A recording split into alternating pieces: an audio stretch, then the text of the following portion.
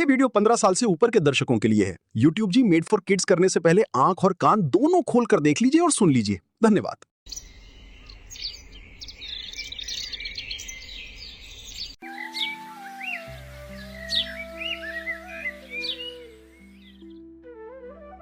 रामनगर गांव के छोटे से आंगन में एक घर ऐसा था जहां सूरज की पहली किरण के साथ उम्मीद नहीं बल्कि एक पति की लाचारी जागती थी। विक्रम सुबह तड़के उठकर खेतों में खून पसीना बहाता ताकि घर में 2 वक्त की रोटी बन सके। लेकिन उसकी पत्नी ममता दोपहर ढलने तक बिस्तर से उठने का नाम नहीं लेती थी। आलस की इस गंदी आदत न सिर्फ उस घर की खुशहाली छीन ली थी बल्कि विक्रम के सब्र का बांध भी तोड़ दिया था। पर जब किस्मत इंसान की लापरवाही की कीमत वसूलने पर आती है तो क्या एक परिवार बिखरने से बच पाएगा? रामनगर गांव की तपती दोपहर में विक्रम अपने खेतों से लौटता था, इस उम्मीद के साथ कि घर पर उसे 2 निवाले रोटी और थोड़ा सुकून मिलेगा। लेकिन हर दिन की तरह आज भी उसके कदम चौखट पर आकर ठिठक गए। ममता, ओ ममता, दोपहर के 2 बज चुके हैं और तुम अभी तक चारपाई पर पड़ी सो रही हो। क्या तुम्हें जरा भी अंदाजा है कि बाहर खेत में कितनी कड़क धूप है?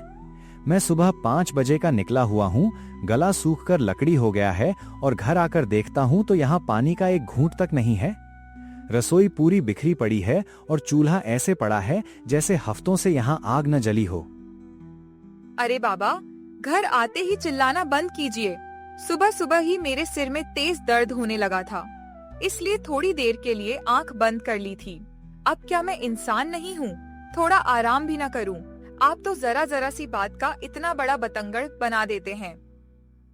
विक्रम अपने माथे का पसीना उंगलियों से पोंछता है और बिखरे हुए जूतों को ठोकर मारकर हटाते हुए चौकी पर बैठ जाता है। वो रसोई की तरफ देखता है जहां बर्तन मक्खियों से घिरे पड़े हैं। थोड़ी देर?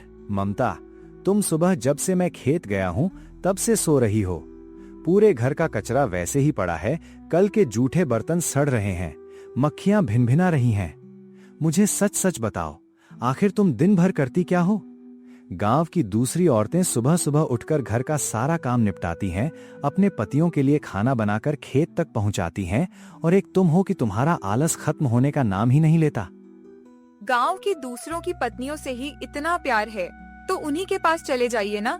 मैं कोई आपकी मुफ्त की नौकरानी नहीं हूँ जो दिन रात बस झाड़ू पोछा और बर्तन ही करती रहूं। मेरी तबीयत ठीक नहीं रहती, अब क्या बीमारी की हालत में भी खुद को घिसती रहूं? आपको तो बस काम दिखता है, मेरी तकलीफ नहीं। तकलीफ? तुम्हारी तकलीफ सिर्फ काम के वक्त ही क्यों बाहर आती है ममता? जब गांव में किसी के घर कोई गपशप होती है या कोई नाटक देखना होता है तब तो तुम्हारी पीठ का दर्द पल भर में हवा हो जाता है। मैंने तुमसे कल शाम को चीख चीख कर कहा था कि मंडी भेजने के लिए जो अनाज की बोरियां आंगन में रखी हैं उन्हें त्रिपाल से ढंक कर रख देना, क्योंकि आसमान में काले बादल छा रहे थे। क्या तुमने वो काम किया? ममता चौंक कर चारपाई से झटके से उठ बैठती है। उसकी आंखों में एक पल के लिए घबराहट तैर जाती है, लेकिन वो तुरंत अपने चेहरे पर लापरवाही का मुखौटा पहन लेती है और अपनी ओढ़नी संभालती है। अरे वो अनाज, हाँ मैं तो करने ही वाली थी, लेकिन जैसे ही मैं आंगन की तरफ जाने लगी मुझे चक्कर आने लगे। अब आप ही बताइए, अगर मैं चक्कर खाकर गिर जाती तो क्या उस अनाज से ज्यादा मेरी जान प्यारी नहीं है आपको? वैसे भी थोड़ी सी बूंदाबांदी से अनाज का क्या बिगड़ जाने वाला है? थोड़ी सी बूंदाबांदी? ममता, क्या तुम होश में हो? कल रात पूरे 2 घंटे मूसलाधार बारिश हुई है। अगर अनाज की बोरियां भीग गईं तो हमारे पास पूरे महीने खाने के लिए एक दाना नहीं बचेगा और साहूकार का कर्जा कैसे चुकेगा? तुमने मेरी महीनों की हाड़ तोड़ मेहनत पर पानी फेर दिया। क्या तुम्हें अपनी इस लापरवाही और आलस से जरा भी शर्म महसूस नहीं होती? विक्रम का गुस्सा अब उसकी बर्दाश्त के सारे बांध तोड़ चुका था। जिस फसल को उगाने के लिए उसने अपनी दिन रात काली की थी, उसकी तबाही की आशंका उसे अंदर तक झकझोर रही थी। आहा, इतना गुस्सा मत कीजिए, आपकी ही सेहत बिगड़ेगी। अगर थोड़ा भीग भी गया होगा तो सुखा देंगे धूप में। अनाज कौन सा बहकर नदी में चला गया है। थोड़ा धीरज रखना सीखिए। धीरज? और कितना धीरज रखूं ममता? घर में खाने को राशन का एक दाना नहीं है, साहूकार रोज दरवाजे पर आकर गालियां देता है और तुम कह रही हो कि मैं धीरज रखूं। तुम्हारी इस आलस की आदत ने हमारे हंसते खेलते घर को नरक बना दिया है। क्या तुम्हें जरा भी एहसास है कि तुम्हारा यह गैर जिम्मेदाराना रवैया हमें किस रास्ते पर ले जाकर खड़ा कर देगा? विक्रम तेजी से उठकर आंगन की तरफ बढ़ा जहां अनाज की बोरियां रखी हुई थीं। हमेशा हर छोटी बात को बतंगड़ बनाना इनकी पुरानी आदत बन गई है। जरा सा काम क्या देर से हुआ, जैसे पूरी दुनिया ही लुट गई हो। अब जाना ही पड़ेगा बाहर, वरना शाम तक मेरा कान खाते रहेंगे। ममता अनमने मन से उठती है और आलस से अपने पैर घसीटती हुई उसके पीछे पीछे चलती है। ममता, यहाँ आओ और अपनी आंखों से देखो तुम क्या गुल खिला चुकी हो। हमारी पूरी फसल, मेरी पूरे साल की हाड़ तोड़ कमाई सड़ चुकी है। पानी से अनाज में से बदबू आने लगी है। क्या सच में? लेकिन मैंने तो सोचा था कि प्लास्टिक ढंका हुआ होगा। तुमने सोचा ही कब था ममता? तुमने सोचना छोड़ दिया है। तुमने बस आलस किया, सोती रही और अपनी जिम्मेदारियों से भागती रही। लेकिन आज मेरी बात कान खोलकर सुन लो। तुम्हारे इस आलस का अंजाम अब बहुत भयानक होने वाला है और इसे सिर्फ तुम्हें ही भुगतना पड़ेगा। बारिश से पूरी तरह भीगे और सड़ चुके अनाज के ढेर पर विक्रम घुटनों के बल गिर पड़ता है और फूट फूट कर रोने लगता है। ममता चेहरे की हवाइयां उड़ी हुई हालत में स्तब्ध खड़ी रहती है, जबकि आसमान में एक बार फिर काले घने बादल छाने लगते हैं और बिजली कड़कती है। बारिश की वो भयावह रात विक्रम और ममता के जीवन पर एक गहरा घाव छोड़ गई। अपनी पूरे साल की मेहनत को आंखों के सामने बर्बाद होते देखकर विक्रम का दिल ऐसा टूटा कि उसका शरीर तेज बुखार और गहरे सदमे से कांपने लगा। उठो, अब पछताने से भी कुछ नहीं होगा। ममता, मेरी मेहनत, मेरे सपने, हमारी आने वाली पूरे साल की रोटी, सब इस पानी में बह गए। तुमने सब खत्म कर दिया। मेरी हर उम्मीद को तुमने अपने आलस की आग में जलाकर राख कर दिया। मुझे माफ कर दो विक्रम, भगवान के लिए मुझे माफ कर दो। मेरा इरादा कुछ गलत करने का बिल्कुल नहीं था। मैं तो बस थोड़ी देर के लिए विश्राम करने बैठ गई थी। मुझे जरा भी अंदाजा नहीं था कि बारिश इतनी तेज हो जाएगी। मैं बहुत बड़ी पापी हूँ विक्रम। तुम्हारी माफी से क्या मेरा सड़ चुका अनाज वापस सही हो जाएगा ममता? क्या तुम्हारी माफी से हमारा पेट भर जाएगा? अब हमारे पास खाने को अन्न का एक दाना नहीं बचा है। जो खेत में था वो तो मंडी पहुंचने से पहले ही तबाह हो गया, और जो घर में थोड़ा बहुत रखा था वह भी इस बारिश के पानी में भीगकर सड़ने लगा है। अब बताओ, हम क्या खाएंगे? मैं कुछ न कुछ उपाय निकालूंगी विक्रम। आप इस तरह अपनी तबीयत मत बिगाड़िए। आप आराम कीजिए, मैं सब ठीक कर दूंगी। तुम क्या ठीक करोगी? जिस औरत ने आज तक अपने हाथ से एक गिलास पानी उठाकर नहीं पिया, वो आज पूरा घर संभालेगी? जाओ, जरा अपनी रसोई में जाकर देखो कि तुमने हमारे लिए क्या छोड़ा है।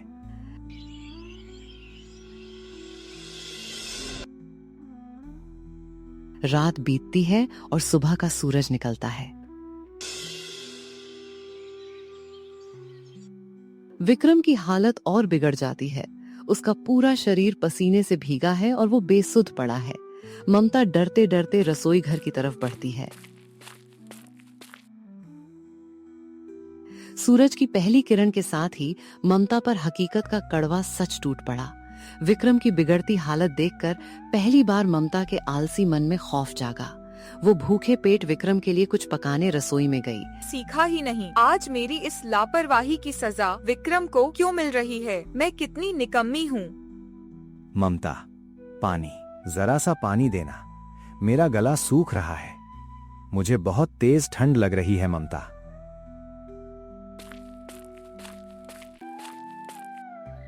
विक्रम, आपका शरीर तो तवे की तरह तप रहा है। रुकिए, मैं आपके लिए पानी लाती हूँ। और यह रोटी थोड़ी जल गई है, लेकिन आप थोड़ा सा टुकड़ा खा लीजिए। आपके पेट में कुछ जाना बहुत जरूरी है।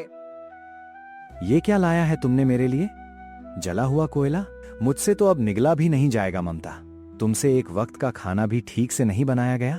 सालों से तुमने बस मुफ्त की रोटी तोड़ी है और सोती रही हो। काम करने का हुनर तो तुमने बहुत पहले ही आलस में गंवा दिया था।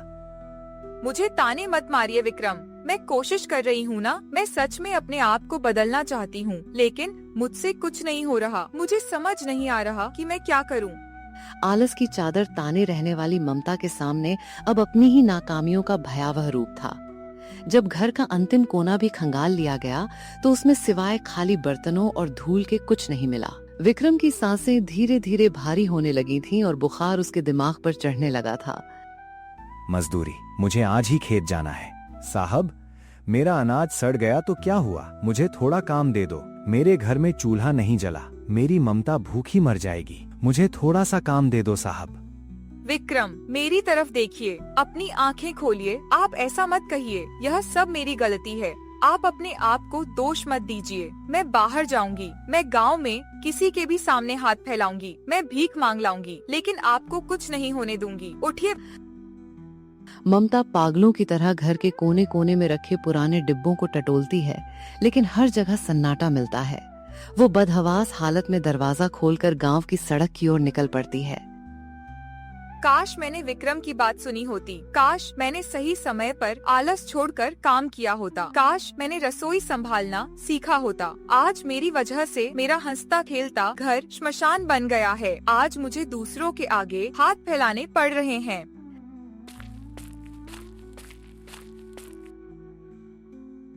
ममता गांव के सबसे अमीर साहूकार मेवालाल के घर के बाहर पहुंचती है।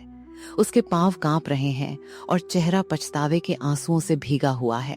मेवालाल चाचा, ओ मेवालाल चाचा, कृपा करके दरवाजा खोलिए। ईश्वर के लिए हमारी मदद कीजिए। विक्रम बहुत बीमार हैं। उनके लिए दवा के पैसे नहीं हैं और घर में खाने को एक दाना नहीं बचा। कौन है बेवक्त यहाँ आकर चिल्लाने वाली? अरे, ये तो वही महारानी ममता है। क्यों बहू, आज अचानक सूरज पश्चिम से कैसे होगा जो तुम इतनी सुबह जाग गईं? जब विक्रम दिन रात धूप में मर रहा था तब तो तुम चादर तानकर सो रही थीं। अब जब तुम्हारी फसल सड़ गई तो मेरे दरवाजे पर भीख मांगने आ गईं। चाचा जी, मुझे जितनी गालियाँ देनी है दे लीजिए, जो सजा देनी है दे दीजिए, लेकिन थोड़ा सा राशन और दवा के लिए कुछ पैसे दे दीजिए। विक्रम की जान जा रही है। मैं वादा करती हूँ, मैं आपके घर का सारा काम मुफ्त में कर दूंगी। झाड़ू, पोछा, बर्तन, कपड़े सब कर दूंगी। मेरा आलस अब मर चुका है चाचा जी। मुफ्त में काम करोगी?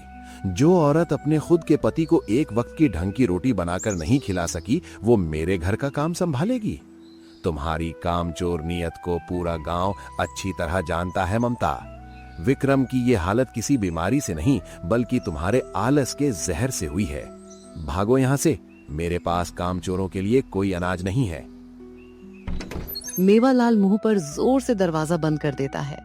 ममता वहीं धूल भरी चौखट पर बिखर जाती है। तभी गली के मोड़ से गांव की एक औरत दौड़ती हुई आती है। उसका चेहरा डर से सफेद पड़ा हुआ है। ममता, तू यहाँ क्या कर रही है अभागी? जल्दी अपने घर भाग। तेरे चूल्हे की आग से पूरे घर में धुआं फैल गया है और विक्रम बुखार की हालत में तड़पता हुआ घर से बाहर गिरने की कोशिश कर रहा है। क्या मेरा घर? हे भगवान, यह मैंने क्या कर दिया? ममता का दिमाग काम करना बंद कर देता है और वो अपने घर की तरफ जल्दी जल्दी निकल पड़ती है। दूर आसमान में उसके कच्चे घर से उठती हुई आग की लपटें और काला गाढ़ा धुआं दिखाई दे रहा है। हवाएं तेज चलने लगती हैं और दृश्य धुंधला हो जाता है। ममता के कांपते कदम जैसे ही अपने जलते हुए कच्चे घर की ओर पहुंचे, उसके पैरों तले से मानो जमीन ही खिसक गई।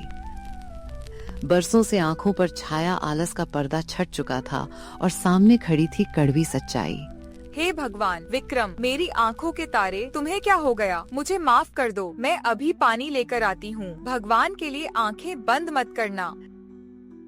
ममता भागकर पास के कुएं से बाल्टी भरकर लाती है और सुलगती आग पर पानी उड़ेलती है। गाढ़ा काला धुआं धीरे धीरे छटने लगता है। वो हांफते हुए विक्रम को खींचकर बाहर नीम के पेड़ की छांव में लाती है। विक्रम, मेरी तरफ देखो, आंखें खोलो ना, तुम्हारी ममता आ गई है। मुझे ऐसे अकेला छोड़कर मत जाओ। मैं तुम्हारे आगे हाथ जोड़ती हूँ, भीख मांगती हूँ। ममता, सब खत्म हो गया ना? हमारा घर, हमारी रसोई सब जल गया। तुम तो मेवालाल चाचा के पास अनाज मांगने गई थी ना, कहाँ है? नहीं विक्रम, कुछ खत्म नहीं हुआ। मैं सब ठीक कर दूंगी। मेवालाल चाचा ने मुझे दुत्कार कर भगा दिया क्योंकि पूरे गांव में मेरी कामचोरी का ढिंढोरा पिट चुका है। पर आज मैं कसम खाती हूँ, अब और नहीं। अब क्या करोगी ममता? चिड़िया चुग गई खेत, अब पछताने से क्या हासिल? मेरे शरीर में अब हिम्मत नहीं बची और तुम्हारे इन नाजुक हाथों ने तो जीवन में कभी फावड़ा तक नहीं उठाया। हम भूख और गरीबी से तड़प तड़प कर मर जाएंगे। पति के मुंह से निकले इन निराशाजनक शब्दों ने ममता की सोई हुई आत्मा को झकझोर कर रख दिया। जीवन में पहली बार उसके अंदर पछतावे की ऐसी प्रचंड आग जली जिसने उसके सालों पुराने आलस को जलाकर भस्म कर दिया।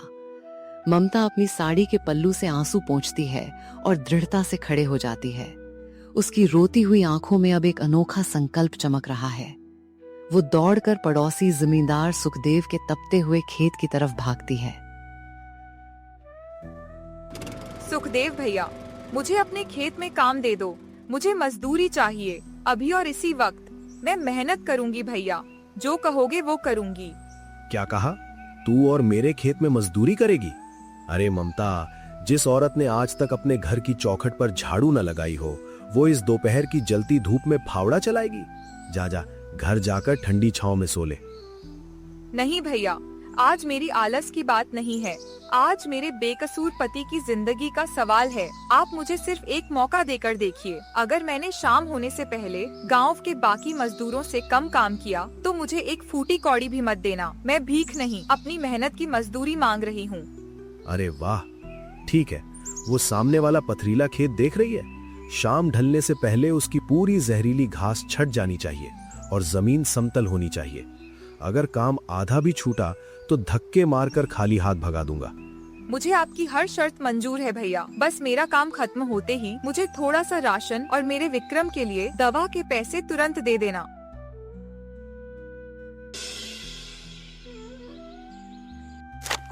दोपहर का सूरज आसमान से आग के गोले बरसा रहा था। जमीन ईंट के भट्टे की तरह तप रही थी। ममता के नंगे पैर गर्म मिट्टी पर जल रहे थे। हाथों की हथेलियां छिल चुकी थीं, लेकिन ममता ने एक पल के लिए भी फावड़ा नहीं रोका। मुझे रुकना नहीं है। मुझे अब विक्रम को बचाना है। मेरा आलस ही मेरा सबसे बड़ा दुश्मन था, पर आज मैं अपनी मेहनत के पसीने से अपने परिवार की किस्मत खुद लिखूंगी। ढलता हुआ सूरज खेत पर अपनी सुनहरी किरणें बिखेरता है। सुखदेव खेत का मुआयना करने आता है और फटी आंखों से साफ सुथरी जमीन को देखता रह जाता है। अरे बाप रे ममता, तूने तो अकेला ही ये पूरा पथरीला खेत एक ही दिन में साफ कर दिया। गांव भर में तेरी कामचोरी के चर्चे थे, पर आज तो तूने शेरों जैसा काम किया है। भैया, इंसान को उसका आलस नहीं, अपनों का दर्द जगाता है। अब कृपा करके मेरी मेहनत की मजदूरी दे दीजिए। मेरे पति दवा का इंतजार कर रहे हैं। ये ले ममता, ये 2 किलो गेहूं, चावल और ये 500 रुपए। तुरंत वैद्य जी के पास जा और विक्रम की अच्छी दवा ले जा। आज तूने साबित कर दिया कि तू बदल सकती है।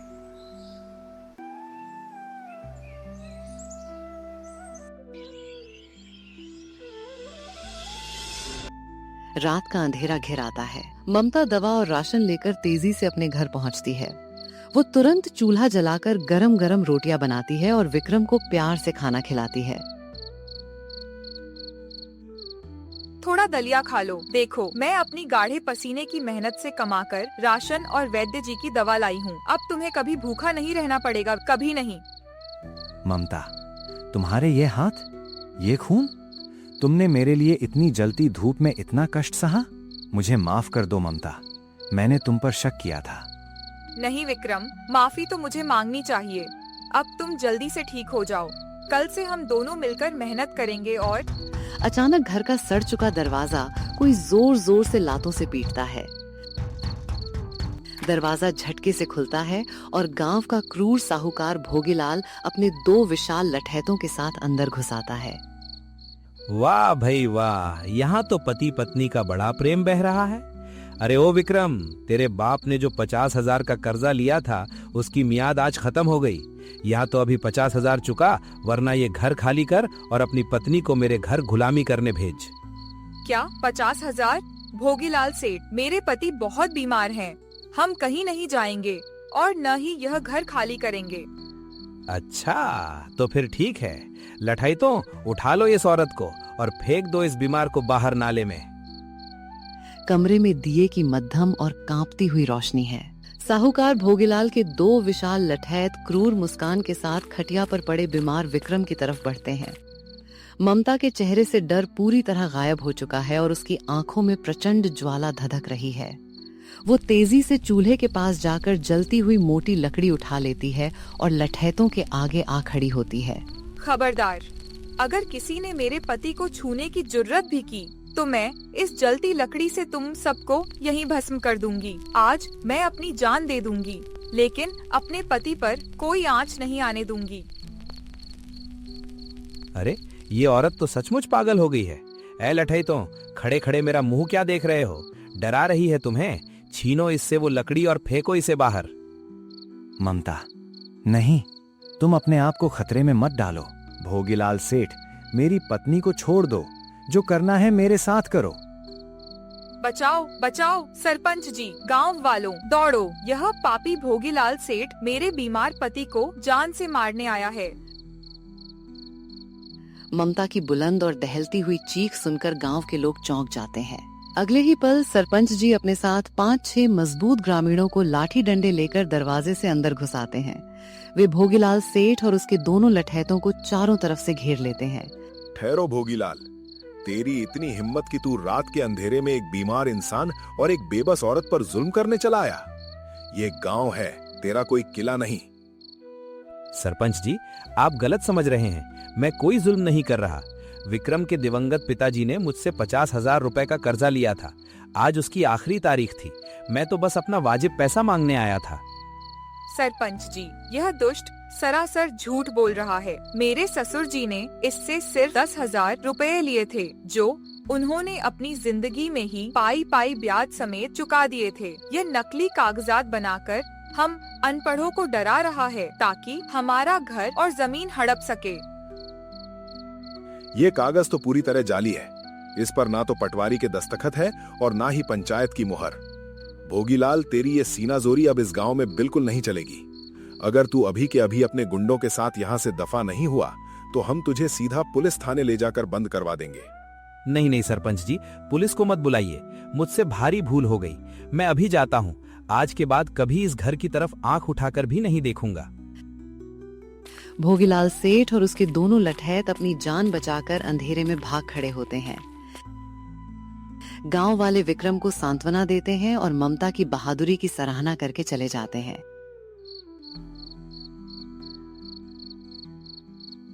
धीरे धीरे रात का अंधेरा ढलने लगता है और पूरब की दिशा में भोर की लालिमा छाने लगती है। उस खौफनाक रात ने ममता के भीतर छुपी हुई सोई आत्मा को जगा दिया था। संकट के उस क्षण ने उसे सिखा दिया कि आलस और लाचारी इंसान को विनाश की ओर ले जाती है। अगली सुबह अभी सूरज उगा भी नहीं था। पूरे गांव में गहरा सन्नाटा था, लेकिन ममता तड़के 4 बजे ही बिना किसी के जगाए उठ खड़ी हुई। अब बहुत हो गया आलस। अब मुझे अपने पति का ढाल बनना है, उनका बोझ नहीं। आज से मेरा एक एक पल मेरे परिवार की खुशहाली और सेवा में बीतेगा। ममता ने सूरज के उगने से पहले ही घर और रसोई का सारा काम चुटकियों में पूरा कर लिया। उसने कुएं से ताजा ठंडा पानी भरा, रसोई में पौष्टिक काढ़ा और गर्मा गर्म स्वादिष्ट नाश्ता तैयार किया। जो घर कल तक बदबूदार कबाड़ खाना लगता था, आज वो मंदिर की तरह स्वच्छ और महकता हुआ दिखाई दे रहा था। सूरज की सुनहरी और गर्म किरणें खिड़की के रास्ते कमरे में प्रवेश करती हैं। खटिया पर लेटे विक्रम की आंखें खुलती हैं। उसे अपने शरीर में एक अजीब सी ताजगी, हल्कापन और नई ऊर्जा का एहसास होता है। वो सहजता से उठकर बैठता है और चमचमाते हुए साफ सुथरे घर को देखकर दंग रह जाता है। ये मैं क्या देख रहा हूँ? क्या मैं अभी भी कोई हसीन सपना देख रहा हूँ? घर इतना साफ सुथरा, फर्श चमक रहा है और ये रसोई से इतनी मनभावन खुशबू कहाँ से आ रही है?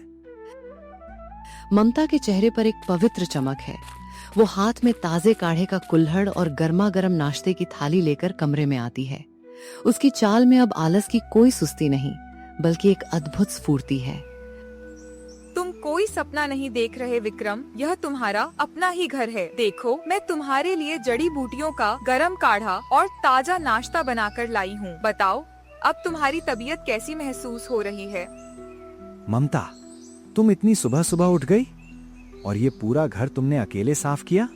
सच कहूं तो मेरी बीमारी न जाने कहां गायब हो गई है। मुझे अपने शरीर में जरा भी दर्द महसूस नहीं हो रहा। मुझे दिल से माफ कर दो।